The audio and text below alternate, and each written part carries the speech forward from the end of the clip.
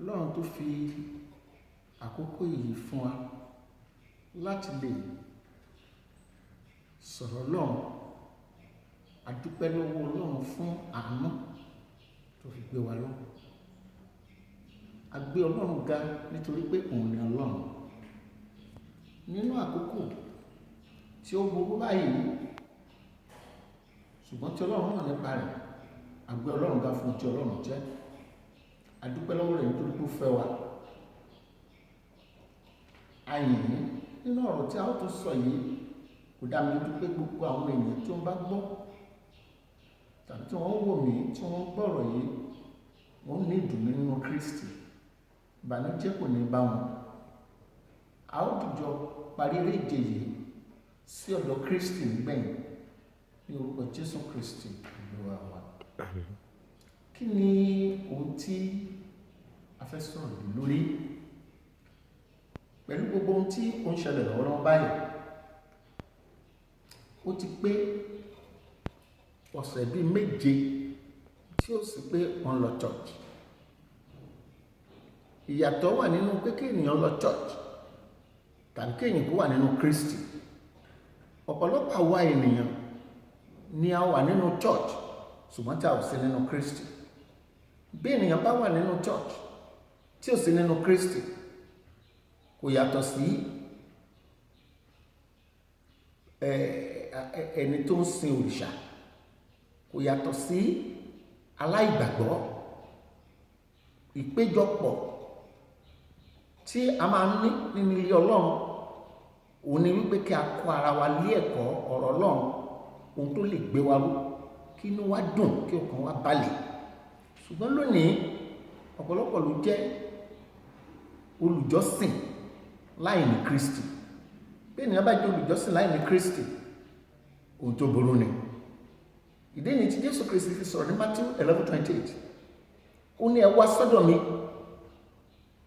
gbogbo ẹni tí ń ṣiṣẹ́ tí a dẹ òwe lé lórí.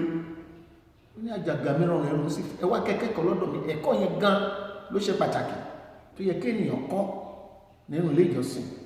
Kì í ṣe ijó tí a lọ ń jó ní church ní pé a lọ church. Mo wá ń béèrè lọ́wọ́ rẹ̀, ìwọ tí ò ń gbọ́ mi yìí látìgbà tí o ò ti lọ sí church for almost 7 weeks now. Ṣé ò ń ka bíbélì rẹ bó ṣe yẹ kó ka bíbélì? Ṣé ò ń ṣe àṣàrò nínú bíbélì rẹ bí ó ti yẹ kó ṣe àṣàrò? Wọ́n náà rò ó. Ìgbà mélòó ló ti gbé Sunday school pamphlet ẹ tó ti wò ó? Ìgbà mélòó ló ti gbé Bible ẹ tó ti ṣe àṣàrò, tó ti kọ àwọn àkọọ́lẹ̀, tó ti rí àwọn kankan tó ṣàkíyèsí níbẹ̀ pé ó lè yẹ kí n ṣe àkíyèsí o. Tí o bá ṣe àkíyèsí nínú bíbélì, tí ohun tí à ń sọ yìí, tí o bá ṣe àkíyèsí rẹ̀ dáradára, wàá rí wípé ìṣẹ̀lẹ̀ tó ń ṣẹlẹ̀ yìí kì í ṣe nǹkan tó jẹ́ wípé ó jẹ́ wọn àjèjì. Kì í ṣe nǹkan tó jẹ́ wọn àjèjì. Ìṣẹ̀lẹ̀ tó ṣẹlẹ̀ yìí, ohun tó ṣẹlẹ̀ pẹ̀lú wípé ó ti wáyé, ó dẹ̀ ti wáyé. Ọlọ́run mọ̀ nípa ẹ̀. Ṣùgbọ́n nígbà tó ọ̀pọ̀lọpọ̀ ń sọ̀rọ̀ nísinsìnyí, wọ́n ní ọwọ́ èṣù nìyẹn. Èṣù lágbára ti ṣe ohun tó tó eléyìí. Nígbà tí Ọlọ́run tilẹ̀ dán Jóòbù wò, èṣù kọ́ ló dán Jóòbù wò. Ọlọ́run fúnra ìlú dán Jóòbù wò láti mọ ipa àti bí Jóòbù ṣe rí sí òun. Ọlọ́run dẹ̀ gba ìrí ẹ̀jẹ̀, àdẹ̀dúpẹ́ wípé Jóòbù fail. Ṣùgbọ́n ìwọ náà wo ara rẹ̀ ní àkókò tí a wà yìí.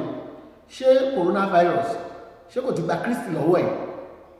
Ṣé ṣọ́ọ̀tì ló lọ sí, ijó tó ò rí jó, ìlú tó ò rí lù? Torí ẹlòmíràn ti sọ ṣọ́ọ̀tì bíbí pátí. Ẹlòmíràn àjó, wọ́n jó. Aago 4 wọ́n sì ń jó ní ṣọ́ọ̀tì míì. Ṣùgbọ́n kì í ṣe nǹkan tí ṣọ́ọ̀tì wà fún nìyẹn. Ibi tí wọ́n ti ń jókòó, tí wọ́n ti ń kẹ́kọ̀ọ́ Ọlọ́run, tí wọ́n ti máa ń ṣe àṣàrò ní ilé ìjọsìn. Lónìí ọ̀pọ̀lọpọ̀ ò ṣe mọ́ nítorí pé kò sí church. Kí ni ìṣẹ̀lẹ̀ tó ń ṣẹlẹ̀ yìí? Ǹjẹ́ Bíbélì kan tilẹ̀ sọ ohun tó jọ bẹ́ẹ̀ rárá? Bẹ́ẹ̀ ni, ní Matthew 24, Jésù Kristi sọ wípé ó ní àjàkálẹ̀ àrùn yóò sì wà ní ibi gbogbo. Ìyẹn ni kí ni ó fà á? Àwọn ọmọ ẹ̀yìn ni wọ́n béèrè lọ́wọ́ ẹ̀ pé ẹ sáà ń sọ wípé ayé yìí ó máa parẹ́ o, ayé yìí ó máa wá sópin nígbà kan o. Kí ni yóò jẹ́ àmì wíwá yín tẹ́lẹ̀ ń padà bọ̀ yìí? Kí ni yóò jẹ́ àmì? àmì ìpadàbọ̀ Kristi là ń rí yìí.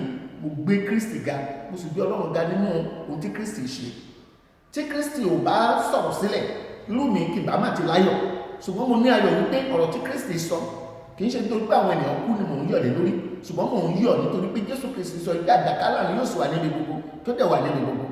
Nígbà tí mo wá lọ sí Revelation chapter 6 verse 8, ó ní ẹṣin rọ̀dọ̀rọ̀dọ̀ kan sì jáde, ó ní ẹni tó jókòó lórí rẹ̀, ó ní ikú ni, ó ní ipò kú sì ń tọ̀ lẹ́yìn, ó ní ipò kú sì ń tọ̀ lẹ́yìn. Nínú ọ̀rọ̀ Ọlọ́run láti rí gbogbo wọ̀nyí.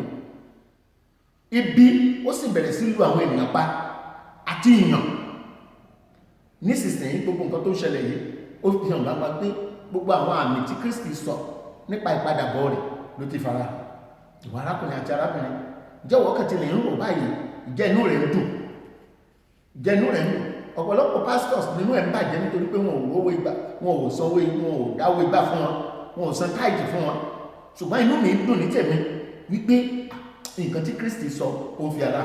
Àwọn kan tilẹ̀ ń sọ̀rọ̀, wọ́n ní ó ti wáyé nígbà kan, aláàánú ni Kristi. Kan tí mo fẹ́ kó ní kálukú akámọ̀ nìyẹn, aláàánú ni Kristi. Ìdí tí Jésù Kristi fi fa ìgbà tí àkókò yìí sẹ́yìn dé àkókò yìí ni wípé kí àwọn ènìyàn kí wọ́n bá lè ráyè ronú àìwàdà. Ìgbà ayé Nóà tí Ọlọ́run sọ ní Genesis chapter 6 tó ní inú bàjẹ́ nítorí pé òun dá ènìyàn, òun sì pa àwọn ènìyàn tí òun dárun. Over 120 years ni Nóà fi kéde ìrere wípé kí àwọn ènìyàn kúrò ní wàdà. Nóà nìkan àti àwọn ará ilé rẹ̀ nìkan lórí ìgbàlà.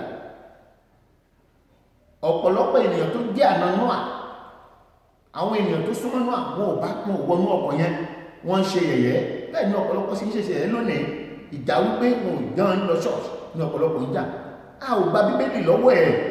Ṣọ́ọ̀ṣì la ní kéèyàn má sí, títorí pé kí àwọn ènìyàn má kóra jọ pọ̀ kó kí ikú máa pọ̀ sí. Àánú Ọlọ́run orí ọ̀fẹ́ la sì gbà. Tó bá jẹ́ pé ibi ni kòrónà ti bẹ̀rẹ̀, tí àwọn èèyàn ti kú lóríṣiríṣi, àìmọye pastors tó ti kú ní India, ló ti kú káàkiri àgbáyé, tó ti kú ní China, tó ti kú ní London, tó ti kú ní United States of America.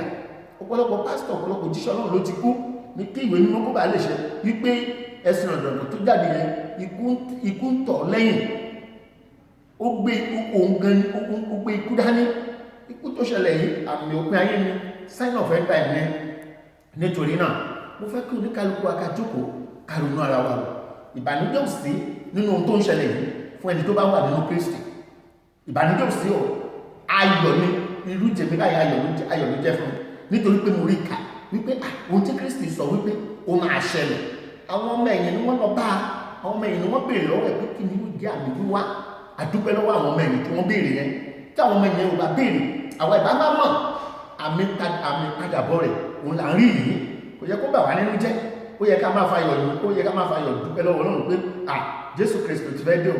Ohun tó yẹ kó ṣáájú nínú ọkàn wa ni pé tí Kristi bá dé báyìí, ǹjẹ́ máa bá Kristi lọ, ǹjẹ́ máa bá Kristi jọba. Bí Kristi ò bá lẹ̀ dé tí kú bá mú wa lọ ńkọ́, ǹjẹ́ máa rí Kristi nígbẹ̀yìn ayé mi. Nǹkan tó yẹ kó jẹ wá lógún nìyẹn.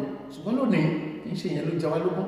Nǹkan ayé yìí kan tún tí ṣọ́ọ̀ṣì padà, kí ìlú máa lọ, kí oníkálukú kan sọ di pàtí, ká máa jó àjòrò ìyẹ́, ká máa jó ijó tí ò ní ìtumọ̀, ká máa jó ijó oríṣiríṣi. Nǹkan tí ṣọ́ọ̀ṣì wà fún kọ́ nìyẹn. Ibi tí wọ́n ti ń kóra jọpọ̀, tí wọ́n ti ń discuss nípa ọ̀rọ̀ Ọlọ́run, tí wọ́n ti jókòó, tí wọ́n ti sọ̀rọ̀ Ọlọ́run ní àsọyé. Nǹkan tí Bíbélì wà fún nìyẹn. Àdúpẹ́ lọ́wọ́ Ọlọ́run fún wákàtí àti ìṣẹ̀lẹ̀ tó ṣẹlẹ̀ yìí, nítorí pé ó mú ẹnì kọ̀ọ̀kan wa kí a lè ronú wípé òpin ó súnmọ́ etílé, kí Olúwa kó ràn wá lọ́wọ́. Àdúpẹ́ lọ́wọ́ rẹ̀ olùràpadà Ísírẹ́lì fún ọ̀rọ̀ tí a ti gbọ́, nítorí pé Bíbélì sọ wípé tí a bá rí ẹnikẹ́ni tí a kò kórúkọ rẹ̀ sínú ìwé yìí ní Revelation chapter 15,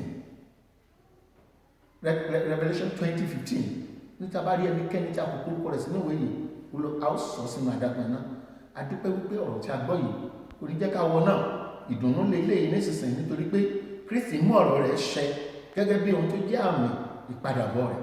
Bí Kristi bá dé ní àkókò kákòókò síbi tí a wà yìí, mo gbàdúrà lórúkọ Jésù, a ó bá lọ, a ó sì pẹ̀lú rẹ̀ níjọba rẹ̀ ní orúkọ Jésù Kristi Olúwa wa.